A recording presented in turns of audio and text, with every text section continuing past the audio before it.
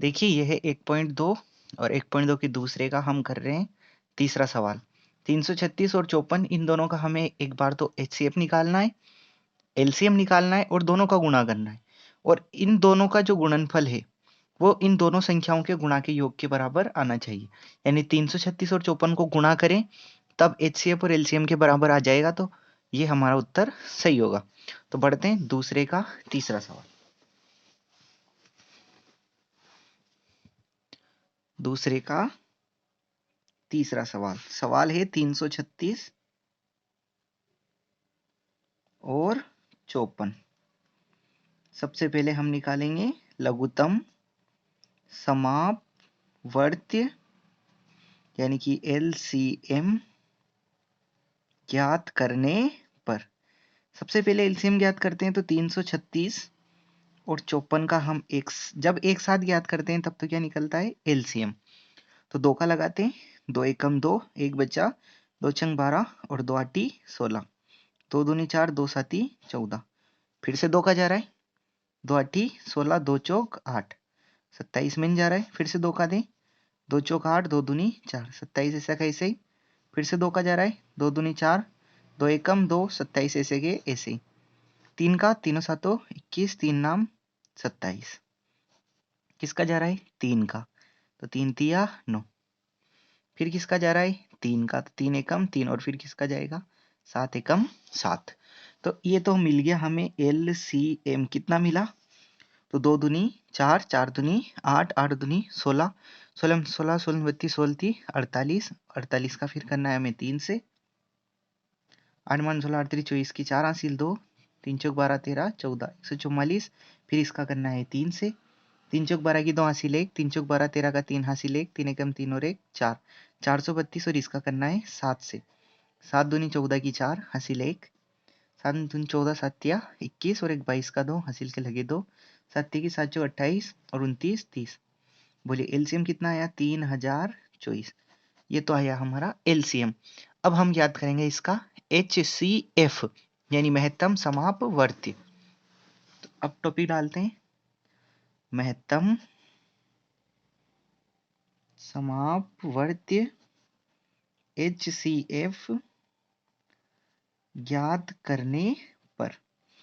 तो अगर अलग अलग ज्ञात करेंगे तो हमें एचसीएफ मिल जाएगा। तो अलग अलग किस किस का 336 का और 21 का 54 का।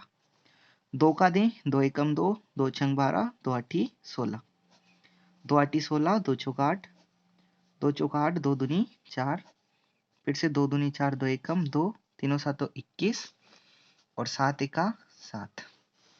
54 में दें, 2 दूनी 4, 2 साती 14, 3 नाम 27, 3 तिया 9 और 3 एकम 3। देखिए अब इसका लिखना है हमें एचसीएफ। तो एचसीएफ में मैंने बताया कि जो भी इन दोनों में उभयनिष्ठ गुणनखंड होगा, जो दोनों में आएगा वो। तो दोनों में देखें तो इसके पास 2 है, इसके पास भी क्या है 2, तो एक तो क्या हो गया 2।